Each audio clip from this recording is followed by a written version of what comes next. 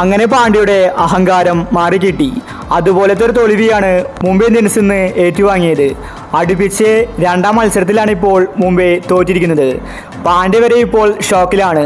ഇനി അടുത്തത് എന്ത് ചെയ്യുമെന്ന് അറിയാത്ത അവസ്ഥയിലാണ് പാണ്ഡ്യ. ഇങ്ങനെ അടി വാങ്ങിക്കൂട്ടുമെന്ന് ആരും തന്നെ കരുതിയില്ല. 276 റൺസാണ് SRH അടിച്ചുകൂട്ടിയത്. ഇന്ന് മത്സരം തോറ്റ ശേഷം പാണ്ഡ്യ പറഞ്ഞ കാര്യമാണ് നമ്മൾ ഇന്നത്തെ വീഡിയോയിൽ നോക്കുന്നത്. ഇതുപോലത്തെ IPL ന്യൂസിന് വേണ്ടി ഈ ചാനൽ മറക്കാതെ സബ്സ്ക്രൈബ് ചെയ്യൂ. മുംബൈ ഇന്ത്യൻസ് ആരാധകർ നിരാശയിലാണ്.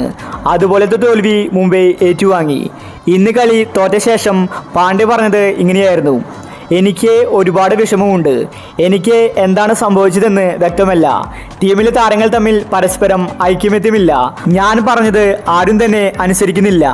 ഒരു ക്യാപ്റ്റനെ അനുസരിക്കണം, എന്നാലേ ആ ടീം ശരിക്കും മുന്നോട്ട് പോകൂ. എൻ്റെ ക്യാപ്റ്റൻസി അവർ അനുവദിച്ചു തരുന്നില്ല. രോഹിത് ശർമ്മ ക്യാപ്റ്റനായപ്പോൾ ടീമിലൊരു ഒത്തൊരുമയുണ്ടായിരുന്നു. എന്നാൽ ഇപ്പോൾ അതെനിക്ക് കാണാൻ സാധിക്കുന്നില്ല.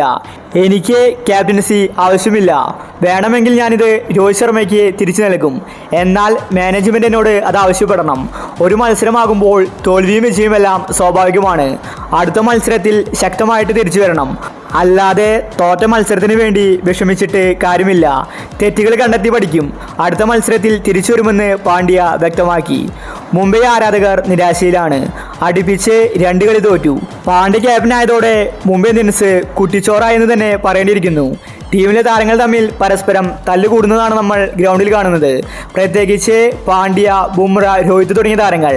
രോഹിത് ശർമ്മയെ അങ്ങോട്ടും ഇങ്ങോട്ടും പാണ്ഡ്യ തട്ടിക്കളിക്കുകയായിരുന്നു ആദ്യ മാച്ചിൽ. അതിനുള്ള ശിക്ഷ പാണ്ഡ്യയ്ക്ക് ഇന്ന് കിട്ടി. ഇതുപോലത്തെ തോൽവി പാണ്ഡ്യ ഒരിക്കലും സ്വപ്നം കണ്ടു കാണില്ല. SRH നിരയിൽ ക്ലാസൻ, അഭിഷേക് ശർമ്മ, അതുപോലെ ട്രേവിസ് ഹെഡ് എല്ലാവരും വെടിക്കെട്ട് ബാറ്റിംഗ് ആണ് പുറത്തെടുത്തത്. അപ്പോൾ ഇന്ന് മുംബൈ കളി തോൽക്കാനുണ്ടായ കാരണങ്ങൾ എന്തൊക്കെയാണ്? നിങ്ങളുടെ അഭിപ്രായങ്ങൾ താഴെ കമൻറ്റ് ചെയ്യുക. ഇതുപോലത്തെ IPL ന്യൂസിന് വേണ്ടി ഈ ചാനൽ മറക്കാതെ സബ്സ്ക്രൈബ് ചെയ്യൂ.